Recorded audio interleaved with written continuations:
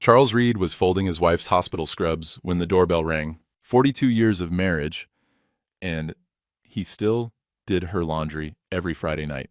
The radiator hissed in the corner. The evening news murmured something about a cold front coming through. He set down the warm fabric and walked to the door, expecting maybe a package or the neighbor kid selling raffle tickets. Linda stood on the porch with a man Charles didn't know. Tall guy, maybe 45, expensive winter coat that looked like it cost more than Charles's truck payment. "This is Marcus Webb," Linda said, her voice half a note too high. "Just a colleague. His car won't start in this cold." Charles invited them in because that's what you do. Made coffee, watched Marcus's hand brush Linda's shoulder as he passed, watched Linda's laugh come out wrong. After Marcus left, Charles asked the only question that mattered. How long? Linda didn't deny it. Linda sat down on the couch, wouldn't look at him, just stared at her hands in her lap like they belonged to somebody else. "Since last summer," she said. 6 months. Charles did the math in his head. Last summer, that was 2 months before his father died. 2 months before Eugene Reed had his stroke in the hospital he'd built with borrowed money in a dream. Charles had been at his father's bedside when the old man finally let go, and Linda had been, where? With Marcus Webb in some exam room after hours? "You've been half dead since Eugene passed," Linda said, and her voice had an edge to it now, not apologetic, defensive. "Marcus makes me feel alive. Half dead." The words hit like a fist to the gut. 42 years, and that's what she thought of him. Half dead. "Do you love him?" Charles heard himself ask. His voice sounded steady, which surprised him. Inside, everything was shaking loose. "I don't know." Linda finally looked up. "Maybe. I don't know if I love you anymore, Charles. I don't know when I stopped." The radiator hissed. The house settled around them. The evening news was still playing in the other room, somebody talking about weather patterns and snowfall predictions. Normal things. The world kept turning while Charles's fell apart. "You need to leave," he said. "Tonight." Linda's face changed. That wasn't the response she'd expected. "Charles, wait. We need to talk about this. We can't just—" "Get out." He stood up, didn't yell it, just said it flat and plain. But Linda didn't leave. She stayed right there on that couch, and after a minute she started crying. Real tears, or performed ones. Charles couldn't tell anymore. "I made a terrible mistake," she said through the tears. "I'll end it, I promise. I'll call him tomorrow and end it completely." Charles wanted to believe her. God help him, he wanted to. 42 years. You don't throw away 42 years over 6 months of stupidity. People made mistakes. People came back from mistakes. "We took vows," Linda said. "Remember, for better or worse." 42 years has to mean something, Charles. It was 2 a.m. before they stopped talking in circles. Charles poured them both whiskey, something he never did, but tonight seemed to call for it. The kitchen fluorescent light was too bright. It made Linda's mascara streaks look harsh and sad. "Give me a chance to make this right," she said. One chance. Charles was so tired he could barely think straight. Tired from the shock. Tired from his father's death 2 months ago. Tired from carrying a grief he'd barely started to process before this new wound opened up. "One chance," he said. "That's it." Linda nodded. She reached across the table like she might take his hand, but he pulled back. She went to the spare bedroom instead. The door clicked shut, and Charles sat alone in that too-bright kitchen until dawn started creeping through the window. Saturday morning, he made coffee out of habit. 2 cups. His hands knew the routine, even when his brain was still catching up. Linda came out of the spare bedroom with red-rimmed eyes, real or performed. He still couldn't tell. "I'm sorry," she said again. "I'll call him today. End it completely." Charles nodded, slid her coffee cup across the counter. "Why Marcus?" he asked. "Why at the hospital Dad built?" Linda wrapped her hands around the mug. "It wasn't about the hospital. It wasn't about you either. It was about me feeling, I don't know, seen, like I mattered. You mattered to me." I know you think that." The coffee tasted like ashes. Charles mentioned he needed to sort through his father's estate papers. Boxes of them, out in the garage, stuff he'd been avoiding since Eugene died. Linda volunteered to help, and Charles agreed because he didn't have the energy to argue. But he noticed her phone on the counter, noticed how it kept buzzing. Notification after notification, screen lighting up, then going dark. Linda didn't check it. Just kept it face down, kept talking about calling Marcus today, ending it today, making things right today. The phone buzzed again. Charles poured his coffee down the sink, stood at the window looking out at the frozen yard. 42 years. You should know someone after 42 years. You should be able to tell when they're lying. But standing there in his kitchen on a Saturday morning in January, Linda's phone buzzing like a patient heartbeat on the counter, Charles realized he didn't know anything at all anymore. Sunday morning, they went to church together. Linda's idea. She wanted to go to First Methodist like always, like nothing had changed. Charles agreed because, hell, he didn't know why. Maybe because Pastor Wilkins was preaching, and Charles needed something larger than himself right now. Needed to believe grace was possible. They drove separately, met in the parking lot, walked in side by side. The congregation noticed. Small towns always notice. Frank Dooley from the hardware store gave Charles that particular look. Half pity, half relief. It wasn't happening to him. The church ladies smiled at Linda with their mouths, but not their eyes. Charles and Linda sat in a pew near the middle. Not their usual front row.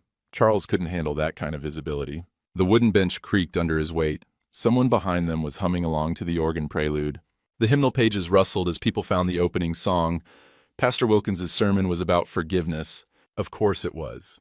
Divine timing or cosmic cruelty, Charles couldn't decide which. During the closing hymn, Linda reached over and took his hand. Her palm was warm and dry, familiar. 42 years of hand-holding. People could see them from every angle. Older couple, weathering some storm, holding on to each other. Charles held her hand back. Wanted desperately for this to mean something real. The next 3 days, Linda cooked. Monday night was pot roast. Charles's favorite, something she hadn't made in months. The smell filled the kitchen. Carrots and potatoes and that rich brown gravy his mother used to make the same way. Remember when we first got married? Linda said, setting plates on the table. I burned everything for 6 months straight. Charles smiled despite himself. That casserole that was still frozen in the middle. You ate it anyway. Didn't want to hurt your feelings. They were trying. That's what Charles told himself. They were trying to remember why they'd chosen each other 42 years ago. But Linda's phone kept buzzing. All through dinner, she'd placed it face down next to her plate, and every few minutes it would light up and vibrate against the wood. Linda didn't check it, just kept cutting her pot roast into smaller and smaller pieces. Work? Charles asked. Probably. I'll check it later. Tuesday night, they watched television together. Some crime show Linda liked. Charles mostly watched her from the corner of his eye. Watched how she angled her body toward the TV, but kept the phone in her lap, thumb moving across the screen when she thought he wasn't looking. The blue light reflected off her face in the dark living room. Wednesday, Linda suggested dinner at the steakhouse Friday night. Like a date, she said. Remember when we used to have date nights? Charles did remember. Before Amy was born. Before his electrical business took off and required 60-hour weeks. Before his father got sick. Before life became routine instead of romance. That sounds good, he said. He meant it too. Wanted to believe in date nights and pot roast dinners and second chances. So he went online and booked the lake cabin for late February. The one they used to rent when Amy was little. Thought maybe they could get away for a weekend, reconnect without the daily grind wearing them down. Hey, he said that evening. I booked the lake cabin last weekend in February. Just us. Linda smiled. That sounds perfect. Her phone buzzed in her pocket. She pulled it out, glanced at the screen, turned it over quickly. But not quickly enough. Charles saw the name. Marcus. Saw the heart emoji next to it. Linda's smile didn't change. Work can wait, she said. Friday morning, Amy called. Charles's daughter, 28 years old, high school history teacher, lived alone in a rental house across town. Dad, she said, can we meet? Bluebird Diner, noon. Something in her voice. Careful, serious. Everything okay? We need to talk, please. Charles arrived early, ordered coffee that tasted burned, watched through the diner window as Amy pulled up, manila folder under her arm. She looked like she'd been crying, or hadn't slept, or both. She slid into the booth across from him, put the folder on the table, stared at it like it might bite her. Don't open it here, she said.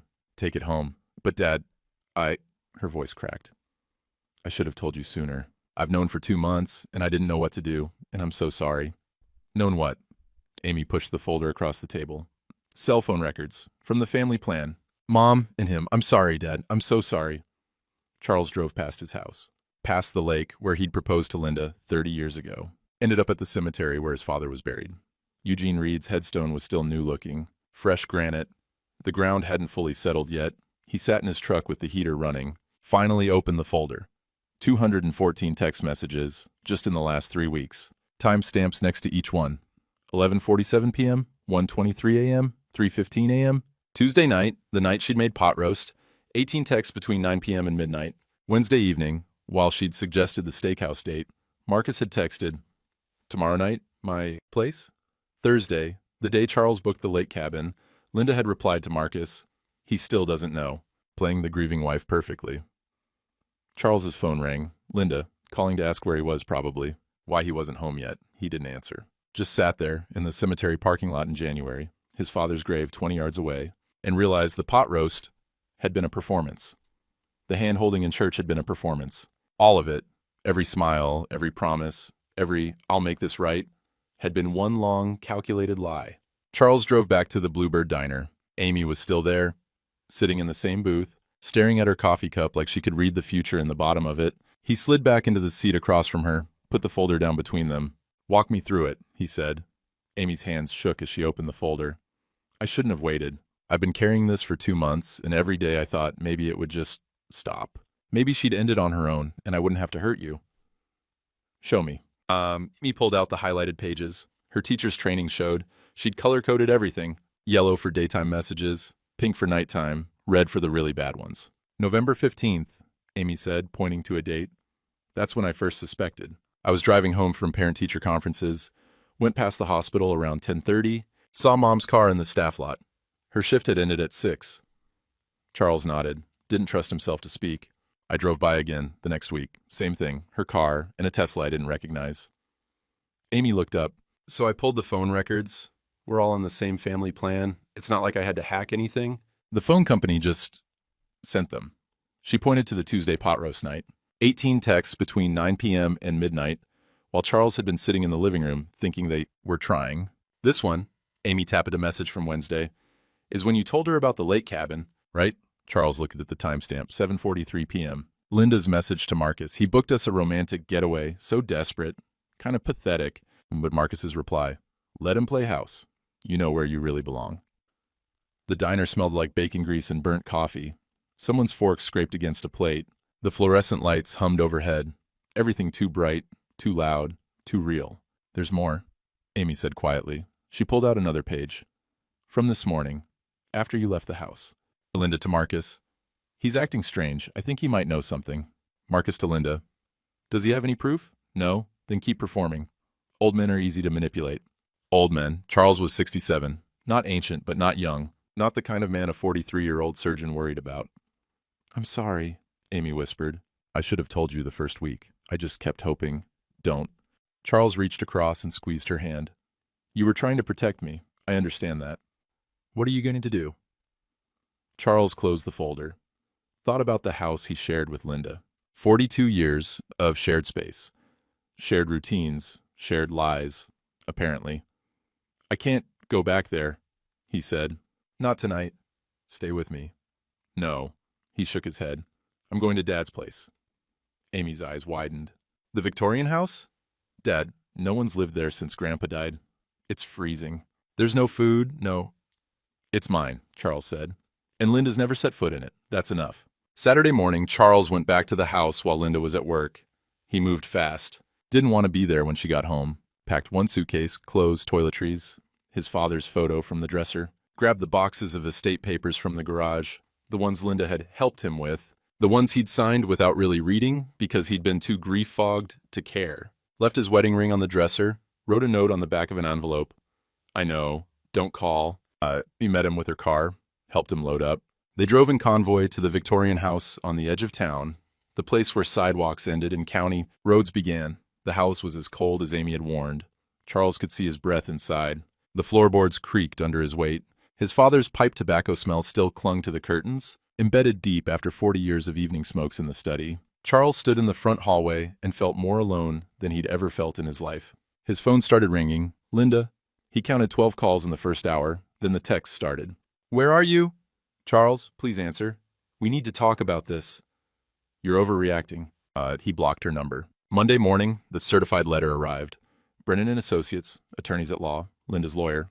Charles opened it standing in his father's freezing kitchen, winter light coming through the wavy old glass windows. The letter was 2 pages of legal language, but the main points were clear enough. Linda claimed Charles had abandoned the marriage. She was seeking alimony. She wanted half of all community property, including business assets. Charles read that phrase 3 times. Business assets. What business assets? He'd been an electrician, sold the business when he retired 3 years ago. The money was mostly gone, used to pay off the house, cover his father's final medical bills, normal life expenses. What business could Linda possibly be talking about? He looked at the boxes he'd hauled from the garage. Eugene's estate papers, the ones Linda had organized for him. The ones she'd handed him to sign while he was still numb with grief, barely eating, barely functioning. Charles started opening boxes, found folders labeled things like Mercy General Hospital, Inc., and Board of Directors Annual Meeting Minutes and Shareholder Transfer Agreement. I pulled out a document dated 6 months ago, shortly after his father's death. Notice of estate transfer. Eugene Reed to Charles Eugene Reed, 68% controlling interest, Mercy General Hospital. Charles sat down hard on the kitchen floor. He owned the hospital. His father had left him the hospital, the same hospital where Linda worked, where she'd been conducting her affair in exam rooms and supply closets. And Linda had known. For 6 months, she'd known. The letter fell from his hands. A certified notice from an estate lawyer named Margaret Chin, addressed to Charles at this Victorian house, dated 6 months ago. He'd never seen it before. Linda must have intercepted it, handled everything herself, kept him in the dark on purpose while she voted his shares, made his decisions, ran his hospital as if it were hers. Charles looked at the legal document in his hands, then at the lawyer's letter demanding half his assets. For the first time since Marcus Webb had walked through his door, Charles Reed smiled. It wasn't a happy smile, but it was something. The days blurred together after that. Charles would wake up in his father's old bed, the mattress too soft, springs creaking every time he moved, and lie there staring at the ceiling plaster, counting cracks. The house settled around him, floor joists popping, radiators clanking to life with reluctant heat. He'd get up eventually, make coffee, stand at the kitchen window, looking out at the frozen yard where his father used to grow tomatoes every summer. The garden was just dead stalks now, poking up through crusted snow. Cereal for breakfast, cereal for lunch. Sometimes he'd heat up a can of soup for dinner, but mostly he just ate standing at the counter, staring at nothing. The estate papers were spread across the dining room table. He'd go through them methodically. Incorporation documents, shareholder certificates, board meeting minutes he should have attended, but Linda had gone to in his place. Her signature on proxy forms, her handwriting on notes in the margins, 68% ownership. The hospital his father had built with borrowed money in 1962, the place where working families went when they needed healing. All his now. And he hadn't even known. Some days he'd sit in his father's study, the one room in the house that still felt occupied. Eugene's reading glasses were still on the desk, next to a newspaper from November. The Hippocratic Oath hung on the wall in a cheap frame. Do no harm, uphold ethical standards. And Charles would sit in his father's chair and wonder if Eugene was disappointed in him, for not knowing, for signing papers without reading them, for being so damn trusting. Wednesday afternoon, he forced himself out of the house. Needed a new furnace filter. The heating system was running but barely, and he couldn't afford to let it die completely. Frank Dooley's hardware store was warm and bright, too bright. Christmas lights were still up even though it was mid-January. Frank was behind the counter, and his face did that thing when Charles walked in. That flicker of recognition followed by careful neutrality. "Charles," Frank said, "how you been?" "Getting by." Other customers in the store went quiet. Charles felt their eyes like weights. He found the furnace filter aisle, grabbed what he needed, heard 2 women whispering near the paint section. "Heard she moved out." "Oh. Well, these things happen." That doctor at the hospital. Charles paid fast. Frank rang him up without the usual small talk about weather or county politics. Just, "That'll be 1850, and careful eye contact that said, "I'm sorry this is happening to you, but I don't know what to say." Charles left without his change. The pharmacy was worse. He needed his blood pressure medication. Ironic, given that his blood pressure had probably skyrocketed in the last 2 weeks. The young clerk at the counter called his name. Then, "Oh, and Mrs. Reed's prescription is ready too if you want to pick it up." Linda's migraine medication. The pills she'd ask him to grab every month because the pharmacy was on his side of town. Her name was still Reed, still tied to his. "No thanks," Charles said. "She can get it herself." The clerk's face went pink. "Oh, sorry, I didn't. It's fine." But it wasn't fine. Nothing was fine. He drove back to the Victorian house and didn't leave again for 3 days. Sunday morning, he made himself go to church, couldn't hide forever, couldn't let Linda take his faith along with everything else. First Methodist was the same as always. Same organ prelude, same hymn board with the numbers changed out, Pastor Wilkins at the pulpit in his black robe. Charles slipped into a back pew, not his usual spot up front. The bench was empty around him. People gave him space, not cruel, just careful, like grief and humiliation might be contagious. The sermon was about stewardship, legacy, what it means to protect what's been entrusted to you. "Some of us inherit money," Pastor Wilkins said, his voice carrying through the sanctuary. "Some of us inherit land, some inherit businesses or family names, but all inheritance comes with responsibility. The question isn't what we've been given, it's what we do with it. Charles felt every word like a finger pointing directly at him. After the service, Pastor Wilkins caught him in the parking lot. "Charles, good to see you." "Pastor, how you holding up?" Charles shrugged, didn't trust himself to answer honestly. Wilkins put a hand on Charles's shoulder. "Your father built something important, that hospital. It mattered to this community, still does." "I know. He left it in your hands for a reason." Wilkins squeezed once, then let go. "Don't let him down." Charles drove back to the Victorian house. Sat in the truck for 20 minutes before going inside. That evening, restless, he drove past the hospital. Didn't mean to. Just ended up there somehow, idling in the parking lot across the street. Linda's car was there, and next to it, a Tesla. Charles recognized it now. Marcus Webb's. They came out together. 5:30 on a Sunday. No shift ended at 5:30. They were laughing about something. Marcus's hand on Linda's back, easy and possessive. Linda leaning into him like she'd never leaned into Charles. They weren't hiding anymore. Why bother? Old men were easy to manipulate, after all. Charles drove home, sat in his father's study in the dark, stared at that Hippocratic oath on the wall until the words blurred. Do no harm, uphold ethical standards. Was he dishonoring his father by doing nothing? By letting Marcus and Linda corrupt the place Eugene had built? Or was he just being smart, protecting himself? 67 years old, too old to fight, too tired to care. Charles didn't know anymore.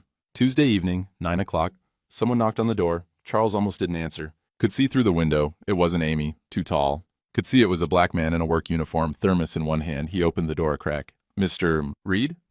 The man was older, 70s maybe, deep voice.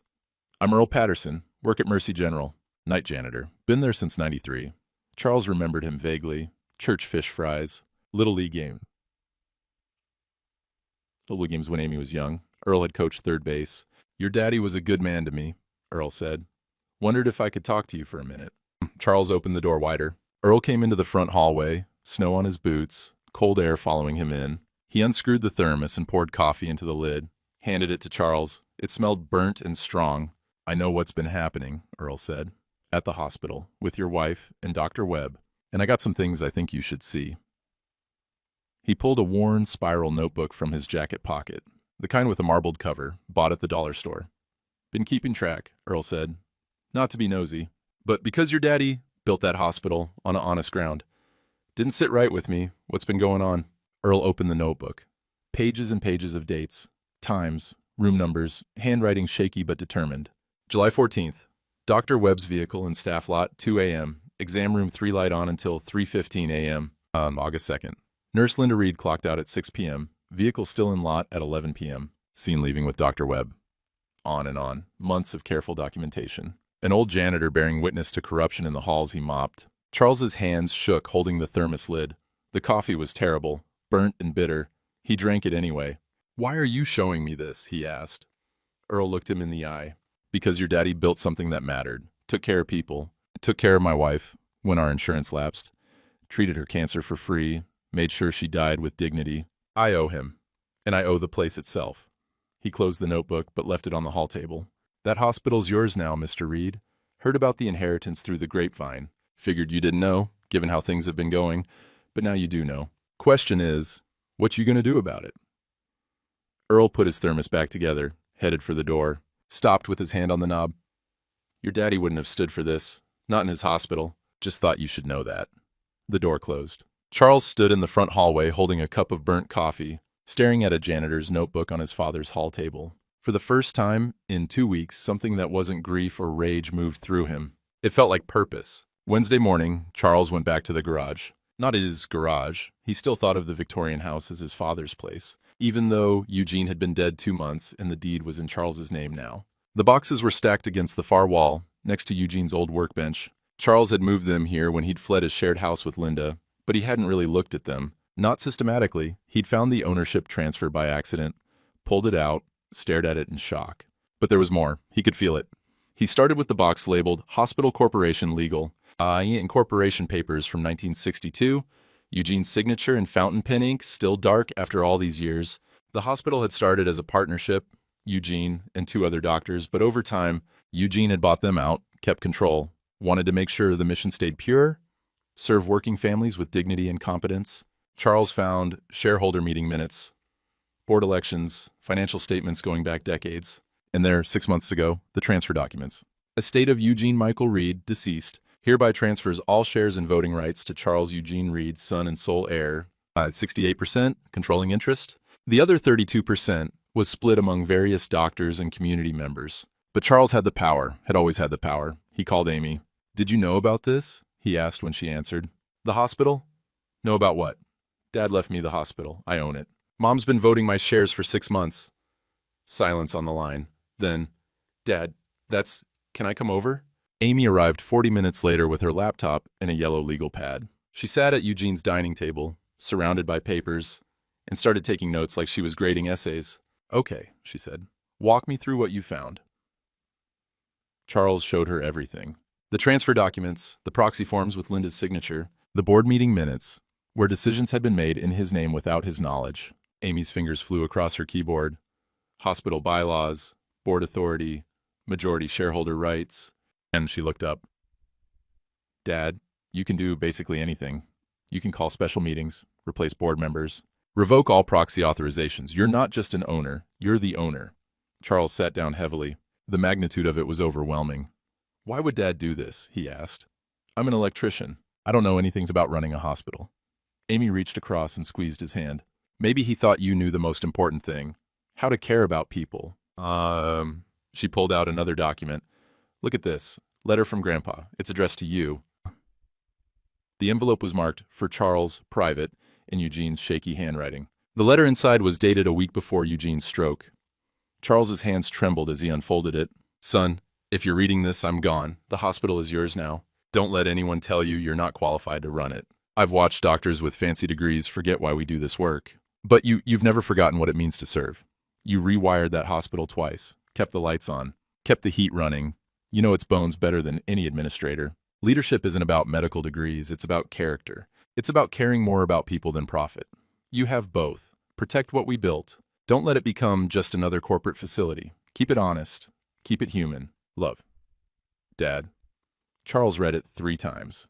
Amy was crying quietly beside him. "He believed in you?" she whispered.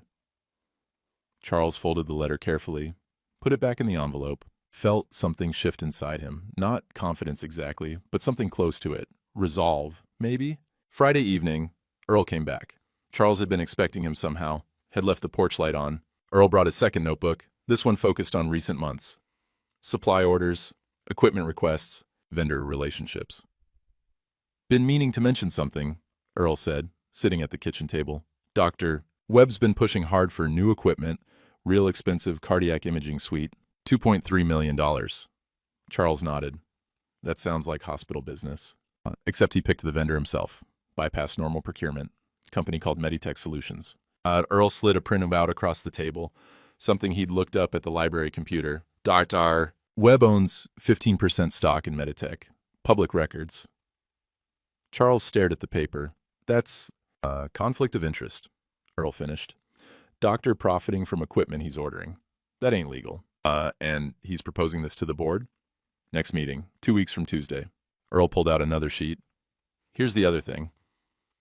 His proposal eliminates the night janitorial staff. Says it's cost savings. Hire cheaper contract workers instead. That's 7 full-time positions. Me and 6 others. Been working that hospital for decades." Charles felt cold anger settle into his bones. Not the hot rage of betrayal, something colder, cleaner. He wants to fire you to pay for equipment he profits from. That's about the size of it. Charles stood up, walked to his father's study, came back with a business card he'd found in the estate papers. Margaret Chen, Estate and Corporate Law. Her office was in the county seat. "Earl, would you be willing to present this to the board, your documentation?" Earl didn't hesitate. "If it helps protect what your daddy built, yes, sir." "Then I need to talk to a lawyer," Charles said. "Not about divorce, about hospital governance." He looked at Earl's notebooks, at his father's letter, at the ownership documents spread across the table. Linda hadn't just betrayed their marriage. She'd betrayed her fiduciary duty, had used Charles's grief to control his inheritance, had let Marcus Webb corrupt the institution Eugene Reed had built with honest intention. And Marcus, arrogant, entitled Marcus, was about to fire working people like Earl to line his own pockets. Charles had been half dead. Linda was right about that. Half dead with grief and routine and the slow erosion of meaning. But standing in his father's kitchen with Earl Patterson's evidence in his hands, Charles Reed felt something wake up inside him. Not quite alive yet, but getting there. Monday morning, Charles drove to the county seat. Margaret Chin's office was on the second floor of an old brick building downtown, above an insurance agency. The stairwell smelled like coffee and copy paper. Margaret was younger than he expected, maybe late 50s, Vietnamese or Chinese. Charles couldn't tell. She had her parents' photo on the desk. An older couple, father in a work uniform, mother with kind eyes. "Mr. Reed," she said, shaking his hand. Firm grip, no pity in her eyes. "I handled your father's estate. I'm sorry we're meeting under these circumstances." Charles sat down in the leather chair across from her desk, pulled out the proxy forms Linda had signed. "My wife has been voting my shares at hospital board meetings. I never authorized that." Margaret took the forms, studied them. Her expression didn't change, but something went cold behind her eyes. "These signatures don't match," she said. "I have your signature on file from the estate documents. This isn't you." "Can she do that? Just forge my signature?" "Absolutely not. This is fraud, Mr. Reed. You could press criminal charges if you wanted to." Charles shook his head. "I don't want her in jail. I want her out of my hospital." Margaret nodded slowly. "As majority owner, you can revoke all proxy authorizations. You can attend board meetings yourself. You can replace board members if needed. The bylaws are clear. 68% gives you significant authority." She pulled up a file on her computer. "There's also the matter of Dr. Marcus Webb's equipment proposal. If he has financial interest in the vendor, that's conflict of interest under both hospital ethics codes and state medical law. The medical board would be very interested in that." Charles felt something settle in his chest. Not satisfaction exactly, just clarity. "What do I need to do?" Margaret leaned back in her chair. "The board meets in 10 days. You should attend, present the evidence, let them vote." She paused. "But I have to ask, why are you doing this? Is it revenge?" Charles thought about his father's letter, about Earl mopping floors for 31 years, about working families who came to that hospital because they trusted the Reed name. "My father built something that mattered," he said. "I need to protect it." Margaret smiled for the first time. "That's the right reason, Mr. Reed. Your father would be proud." Wednesday afternoon, Charles went to the hospital. First time since he'd moved out. He needed to pick up his father's personal effects from storage. A box the administrator had called about, stuff from Eugene's old office. He was walking down the main corridor when he saw Marcus Webb. White coat, stethoscope, confident stride. Marcus recognized him, stopped. "Charles," Marcus said, something like sympathy in his voice. Performed sympathy. "Heard you and Linda are having troubles. That's rough, man." Charles just looked at him. "But hey," Marcus continued, "sometimes people grow apart. Nothing wrong with that. Better to be honest, right?" The arrogance was breathtaking. Standing in the hallway of Charles's hospital, having screwed Charles's wife in exam rooms, Earl documented, and offering relationship advice. "Hospital's doing well, though," Marcus said, like they were colleagues, like they were friends. "I'm securing funding for a new cardiac imaging suite, cutting-edge equipment, going to put us on the map." "That right?" Charles kept his voice flat. "Yeah. Board votes next week. Finally getting rid of some dead weight around here. Streamlining operations. Night janitorial staff. Unnecessary expense? We can contract that out for half the cost." Dead weight. Earl Patterson, who'd worked there 31 years. Dead weight. "Sounds efficient," Charles said. Marcus's phone buzzed. He glanced at it, probably Linda, and smiled. "Anyway, good seeing you. Take care of yourself." He walked away down the corridor, expensive shoes clicking on the tile, not a care in the world. Charles stood there for a long moment, watched Marcus turn the corner, disappear toward the cardiac wing, the surgery wing his father had added in 1980. The wing Charles had rewired when the old circuits couldn't handle the new equipment load. "You think I'm irrelevant," Charles thought. "You think I'm defeated. You're about to learn otherwise." Thursday evening, Charles drove to First Methodist, found Pastor Wilkins in his office working on Sunday's sermon. "Charles," Wilkins said, gesturing to the chair, "what's on your mind?" Charles sat, clasped his hands together. "Pastor, I need to ask you something about forgiveness." He explained the situation, not every detail, but enough. The betrayal, the hospital ownership, the upcoming decision about whether to fight back or walk away. The Christian thing is to turn the other cheek, right? Just let it go? Wilkins leaned back in his chair. Jesus turned the other cheek when struck. He didn't turn the other cheek when he saw money changers corrupting the temple. He made a whip and drove them out. Charles blinked. "Forgiveness means releasing hatred from your heart," Wilkins continued. "It doesn't mean tolerating ongoing harm. Your father's hospital is a trust, a stewardship. God gave you responsibility for it. Letting corruption continue isn't holy, Charles. It's cowardice. So fighting back doesn't make me unchristian? Fighting back with truth and justice? That's exactly Christian. Seeking revenge with cruelty? That's sin. Know the difference. Charles felt something loosen in his chest. Permission, validation. Your father built that hospital to serve people, Wilkins said. Honor that, protect that.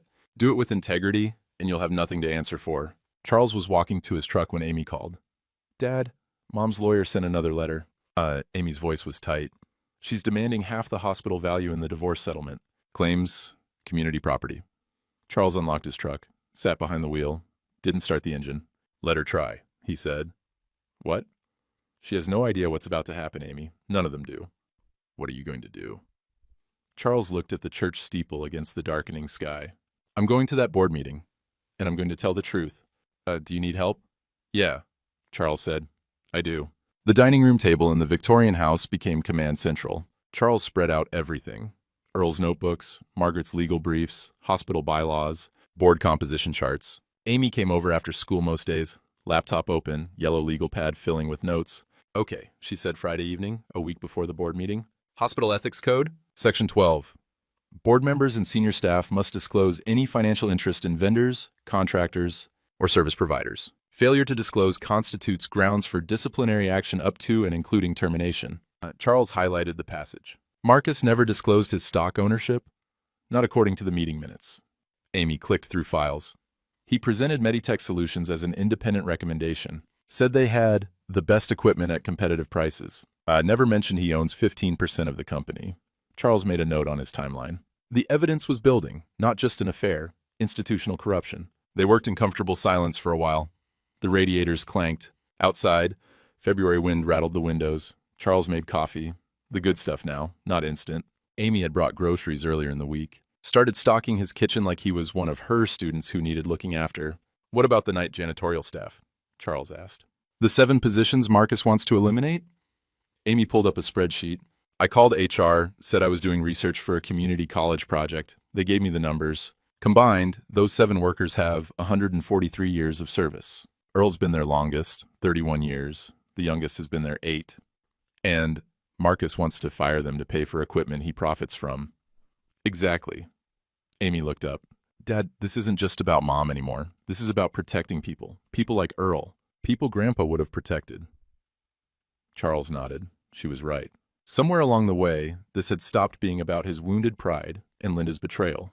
It had become about something larger. Monday, 9 days before the board meeting, Margaret called. I've prepared a presentation outline for you, she said. 10 slides. Establishes your identity, presents the evidence, proposes board action. Keep it factual, not emotional. I'm not good at public speaking. You don't need to be eloquent, you need to be truthful. Big difference. She paused.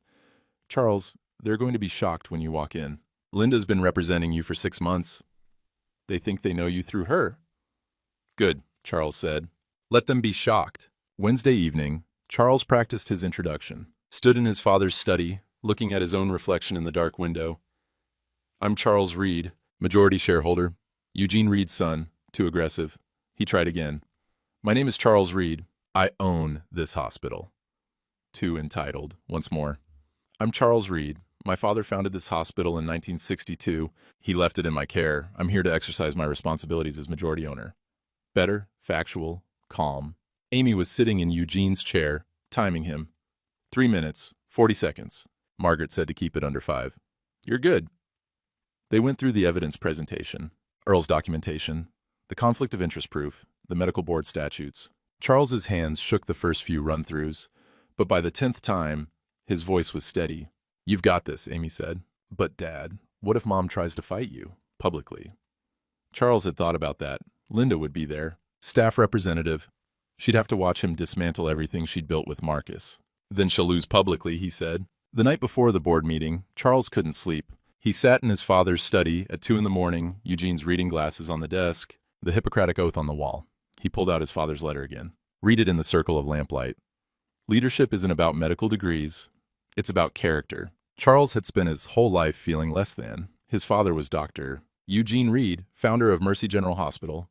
Charles was an electrician, worked with his hands. fix things when they broke. But sitting there in the cold February darkness, Charles realized something. He'd rewired that hospital twice. Knew every circuit, every junction box, every panel. Had kept the lights on literally when the storm of '98 knocked out power for 3 days. Had crawled through crawl spaces and climbed into ceilings to make sure patients stayed safe and warm. Maybe that counted for something. Maybe knowing the bones of a place, caring about its mission, protecting the people inside it. Maybe that was leadership too. He picked up his father's reading glasses, put them on. They were slightly too strong for his eyes, but through them, his notes came into sharper focus. Symbolic, he thought, seeing through his father's eyes now. His phone buzzed. Amy, texting at 2 in the morning. Dad, I love you. I'm proud of you. Grandpa would be too. Charles texted back. Hope so, honey. I really hope so. Tuesday morning, board meeting day. Charles woke at 6, showered, dressed carefully. Clean work shirt, the good one, pressed, his father's old blazer. It fit perfectly, like Eugene had been saving it for him all along. Work boots, not dress shoes. He was who he was. Breakfast was black coffee and toast. Couldn't eat much. Nerves fluttering in his stomach like birds trying to get out. Amy arrived at 8 with a briefcase. For your documents. Looks professional. They loaded everything. Presentation printouts, Earl's notebooks, Margaret's legal opinions, the hospital bylaws with sections highlighted. You ready? Amy asked. No, Charles said honestly. But I'm going anyway. They drove separately. Charles wanted his own vehicle. Didn't want to depend on anyone else for the exit. The hospital was 20 minutes away. He took his time, watched the town roll past. The diner where Amy had shown him the cell phone records. The church where he and Linda had sat holding hands, performing reconciliation. The hardware store where Frank Dooley had given him that careful, pitying look. Small towns have long memories. Today would give them something new to remember. Charles pulled into the hospital parking lot at 9:45. The board meeting started at 10. He watched other members arrive. Older professionals in expensive cars. Linda in her scrubs, she must be working a shift before the meeting, and Marcus in his Tesla, confident swagger as he walked toward the entrance. Charles sat in his truck. Breathing, reviewing his notes one last time, his phone buzzed. Amy, you're a Reed, act like it. Charles looked at the hospital entrance. The sign above the door, Mercy General Hospital, founded 1962. Eugene Reed, MD, his father's name, his father's vision, his father's trust. Time to protect what you built, Dad. Charles grabbed the briefcase, got out of the truck. The February air was cold, but not as bitter as it had been. Spring was coming eventually. Always did. He walked through the parking lot. Past Marcus's Tesla, past Linda's car with the nursing school parking sticker, past the maintenance entrance where Earl would be coming in for his night shift in a few hours. Pushed through the main doors, followed the signs to the administrative wing, boardroom, straight ahead. Helen Cartwright, the board president, was already calling the meeting to order. Charles slipped into a back row seat. Nobody noticed him. Just an old man in a work jacket, probably waiting for someone. Marcus was at the front, setting up his presentation, confident, prepared, no idea what was coming. Linda sat at the conference table, staff representative, her back to Charles. He could see her shoulders, the way she held herself. Familiar after 42 years, foreign now. Helen went through routine business, budget updates, staffing reports, compliance reviews. Then, Agenda Item 4, Capital Equipment Proposal, Dr. Webb. Marcus stood, clicked to his first slide. Thank you, Madam President. I'm excited to present our new cardiac imaging suite proposal. Charles listened, watched Marcus sell his vision. $2.3 million, state-of-the-art equipment, put Mercy General on the map. A board member asked, how do we fund this? Marcus clicked to his next slide. Operational efficiency. We eliminate night janitorial services, contract those out, 7 positions, significant salary savings. Dead weight, just like he'd said in the hallway. Earl and his colleagues were dead weight to be discarded. The board members nodded, made notes, seemed favorable. Helen Cartwright, any objections before we vote? Silence. Charles stood up in the back row. Every head turned. I have an objection, he said. Helen squinted. And you are? Charles walked to the front of the room, set his briefcase on the table, looked at Linda, her face draining white, looked at Marcus, his confident smile faltering. I'm Charles Reed, he said, Eugene Reed's son, majority shareholder. I own this hospital. The room went completely silent. Charles opened his briefcase. And we need to talk about what's been happening here. Helen Cartwright recovered first, and Reed, we've been operating under your wife's proxy authorization for forged proxy, Charles said, pulling out Margaret's legal opinion. I never authorized her to vote on my behalf. My attorney has confirmed the signatures don't match. He handed the document to Helen. She studied it, her face going carefully neutral. Margaret Chen stepped into the room. She'd been waiting in the hallway. Margaret Chin, estate and corporate counsel for Mr. Reed. Everything in that brief is accurate. Mrs. Reed has been fraudulently representing Mr. Reed's interests for 6 months. Linda's face was pale as chalk. She started to speak, but Charles held up his hand. I'm not here about forgery, he said. That's a separate matter. I'm here about Dr. Webb's proposal. He clicked to his first slide. The boardroom projector hummed to life. Webb is proposing we purchase equipment from Meditech Solutions. $2.3 million. Charles clicked again. Public business records show Dr. Webb owns 15% stock in Meditech Solutions. He has direct financial interest in this vendor. The room went silent. Charles could hear the projector fan, the rustle of papers as board members shifted. Marcus stood abruptly. This is a personal vendetta. Because of my relationship with Linda. No, Dr. Webb. Charles's voice was steady, calm. This is about institutional ethics. Your personal life is between you and your wife. Your professional conduct is board business. And he pulled out Earl's notebooks. Earl Patterson is our night janitor, 31 years of service. He's been documenting irregularities for 6 months. Equipment orders placed through Meditech without competitive bidding. Late-night access to exam rooms. Supply discrepancies. Charles handed the notebooks to Helen. She paged through them, her expression hardening. Miss Patterson doesn't just keep the floors clean, Charles continued. He keeps institutional memory. He remembers what this hospital is supposed to be. A board member, older man, doctor, somebody, Charles hadn't caught the name, spoke up. Are you saying Dr. Webb's proposal involves conflict of interest? I'm saying Dr. Webb never disclosed his financial relationship with the vendor. That's a violation of Hospital Ethics Code. Section 12. It's also a violation of state medical law. Charles nodded to Margaret. My attorney can provide the statute references. Margaret did, handing out copies. The board members read in silence. Marcus's face had gone red. This is ridiculous. The equipment is top quality. The pricing is competitive. My stock ownership is irrelevant. Then why didn't you disclose it? Charles asked. If it's irrelevant, why hide it? Marcus opened his mouth, closed it, looked at Linda like she might help him. Linda was staring at the table. Charles clicked to his next slide. There's also the matter of the 7 positions Dr. Webb proposes eliminating. Night janitorial staff. Combined experience. 143 years. Loyal employees. People my father trusted. People this community needs. He looked directly at Marcus. You called them dead weight. In the hallway last week, you told me they were unnecessary expense. But they're not dead weight, Dr. Webb. They're the foundation. They're the people who keep this place running when nobody's watching. The boardroom was stifling, overheated. Charles could smell Linda's perfume from across the table. Chanel No. 5, the same scent for 42 years. Could see Marcus's Rolex catching the fluorescent light. Could hear his own heartbeat pounding. But his voice stayed level. My father built this hospital to serve working families with integrity. That was his mission in 1962. That's still our mission today. This proposal violates both principles. Helen Cartwright looked around the table. Board members, we need to vote. First on Dr. Webb's equipment proposal as presented. Hands went up, all opposed, unanimous rejection. Second, on launching an ethics review of Dr. Webb's vendor relationships and potential conflicts of interest. Again, unanimous approval. Marcus stood so fast his chair scraped back. This is a joke. I don't have to sit here and... No, you don't, Charles said quietly. But the state medical board will want to talk to you. They take conflict of interest very seriously. Marcus grabbed his briefcase, pulled out his phone, already dialing, stormed toward the door without another word. Charles heard him in the hallway. I need to talk to legal. Now. Linda rose too, slowly. She wouldn't look at Charles, just gathered her papers with shaking hands. Linda, Helen said, as staff representative, do you have any comment? Linda's voice came out barely above a whisper. I resign my position, effective immediately. She walked toward the door. Her heels clicked on the tile, the same sound from 42 years of walking beside him, the sound of their life together. At the doorway, she paused, turned back. Charles, we're done, he said. Not cruel, just final. You chose this. Live with it. Linda left. The clicking faded down the hallway. After the room emptied, Helen Cartwright approached Charles. Mr. Reed, I apologize. We should have been notified directly about your father's will. We didn't know. My wife made sure of that.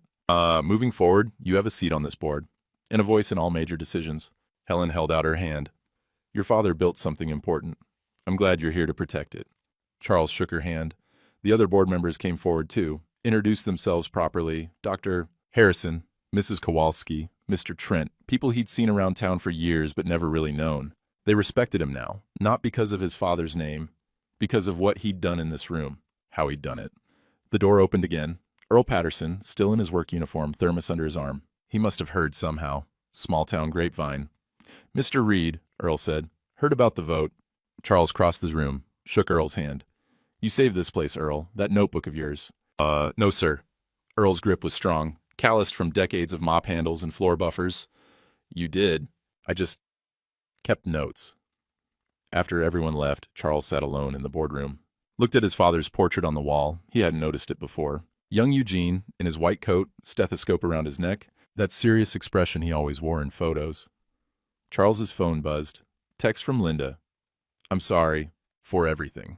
He looked at it for a long moment, then deleted it. Didn't respond. Sorry wasn't enough. Sorry didn't undo 6 months of lies. Didn't erase Marcus's hand on her shoulder, or the 11 p.m. text messages, or the playing the grieving wife perfectly comment. Sorry was just a word. Charles packed up his briefcase, walked through the hospital hallways, saw Earl mopping the cardiac wing floor, steady rhythm, same work he'd been doing for 31 years. Earl looked up, gave a small wave. Charles waved back. This is what matters, he thought. Not revenge.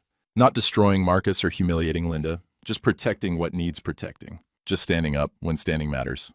He walked out into the February afternoon. The sun was actually shining for once, snow melting in the parking lot, water running in small streams toward the storm drains, winter breaking. Finally, 6 weeks later, the sign went up, Reed Memorial Hospital. Charles stood in the parking lot on a late March morning, watching the facility's crew bolt the new letters into place. The old Mercy General sign had served its purpose for 63 years. But the board had voted unanimously. Time to honor the founder properly. Helen Cartwright came out to stand beside him. Your father would be proud. I hope so. The scholarship fund, too. That was a good idea. The Eugene Reed Scholarship for nursing students.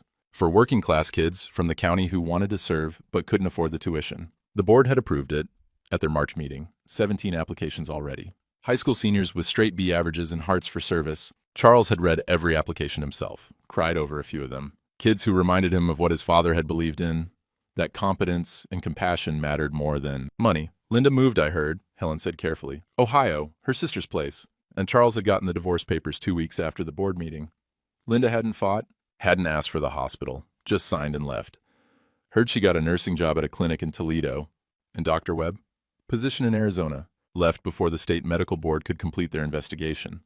Charles shrugged. Some people land on their feet no matter what. Helen nodded. They both knew Marcus would probably do fine.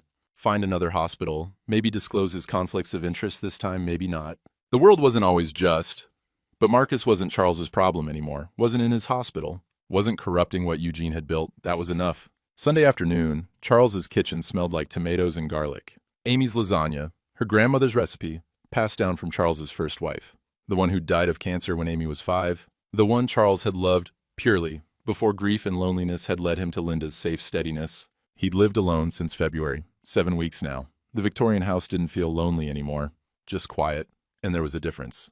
The doorbell rang. Amy let herself in. She had a key now, carrying a salad bowl and a bottle of wine. Pastor Wilkins is parking, she said. Mrs. Wilkins rode with me, and Frank Dooley said he'd be here by 4. Sunday dinners had become a regular thing. Not planned, exactly, just evolved. People Charles had known for years but never really connected with. Now they gathered around his father's old dining table and talked about normal things, town politics, spring planting, whether the high school football team would be any good this fall. Pastor Wilkins and his wife came in, bringing rolls from the bakery. Frank Dooley arrived last, with a pie from the diner, banana cream, Charles's favorite. They said grace. Wilkins kept it simple. For food and fellowship and the blessing of new beginnings. The lasagna was perfect. Amy had gotten the proportions exactly right. The conversation flowed easy, Frank telling a story about a customer who'd tried to return a hammer after 10 years, claiming it was defective. Mrs. Wilkins talking about the church Easter pageant, how the kid playing Jesus had stage fright. Normal, human, real. Charles contributed his own story about a hospital board meeting where Dr. Harrison had accidentally called someone by the wrong name for 20 minutes, and nobody corrected him. They all laughed. After dinner, they had coffee on the porch. The evening was warm enough, finally. Not quite spring yet, but close. The birds were coming back. Charles could hear them in the trees around the property. Someone was asking about you, Mrs. Wilkins said to Charles. Casual. Too casual. Oh? Betty Holbrook, from the church auxiliary. She's widowed too, few years back. Charles sipped his coffee. That right. Amy shot him a look, half amused, half hopeful.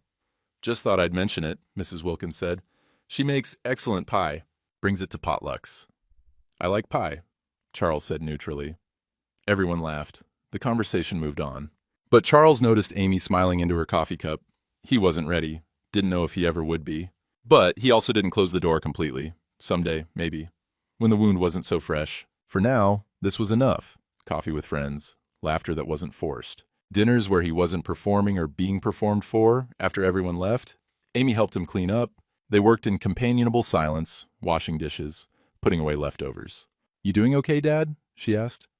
Yeah, Charles said. Minute two. I really am. Amy kissed his cheek. Love you. See you Thursday? Board meeting? I'll be there. She left. Charles stood alone in his kitchen, Eugene's kitchen, and felt something he hadn't felt in months. Peace. Not happiness exactly. The wound was still there. 42 years don't disappear just because you file paperwork and change the locks. He still woke up sometimes reaching for Linda's side of the bed, still caught himself buying her favorite cereal at the grocery store. But the sharp edge of it was dulling, becoming something he could live with, carry, integrate. He'd survived, more than survived. He'd protected something that mattered, found purpose beyond his own pain. That counted for something. Tuesday morning, Charles walked the hospital grounds before the weekly management meeting. A habit now. He liked seeing the place wake up, maintenance crews arriving, nurses changing shifts, the first patients of the day being helped from cars by family members. The snow was completely gone, grass turning green in patches, flower beds beginning to show signs of life, tulips pushing through the mulch, daffodils already blooming along the south wall. He passed the maintenance entrance, saw the new hire, younger guy, maybe 40, who'd replaced one of the retiring janitors. The kid nodded respectfully. Morning, Mr. Reed. Morning. Earl was there too, checking the schedule board. Saw Charles and walked over. How's the new scholarship student working out? Earl asked. Jessica, she's great, smart, works hard. Reminds me of my daughter at that age. Your daddy would have liked that. Helping kids get their start. Charles nodded. They stood together in easy silence, watching the hospital come to life. You ever regret it? Earl asked. Stepping up like you did? Could have just walked away, sold the place. None of this would be your problem. Charles thought about it. About Linda and Marcus, gone now to other states, other lives. About the board meetings and budget reviews and personnel decisions he never asked for. About being responsible for 140 employees and a mission he didn't create. No, he said. I don't regret it. Earl nodded, headed back to his work. Charles walked to the main entrance. Stopped at the dedication plaque someone had added below the new sign. Reed Memorial Hospital, founded in 1962, by Eugene Reed, M.D., rededicated, 2025, serving working families with integrity and compassion. He touched the bronze lettering, thought about his father. About 6 months ago, when Eugene had died and Charles had felt purposeless, adrift, half dead, like Linda said, he didn't feel half dead anymore. Inside the lobby, a young nursing student was helping an elderly woman with directions. The student, scholarship recipient, name tag said Jessica Martinez, was patient and kind. Took the time to walk the woman to radiology herself, rather than just pointing. Can I help you, Mr. Reed? Jessica asked when she came back. No, Charles said. Just checking in. How's your first month going? Her whole face lit up. It's amazing. I still can't believe I'm here. That scholarship, it changed my life, Mr. Reed. Changed everything. Your hard work did that, Charles said. We just opened the door. He headed to his meeting. Eugene's old office, now his, had a window overlooking the parking lot. He could see his truck. Linda's old parking spot, now occupied by someone else's car. The world kept turning. People came and went.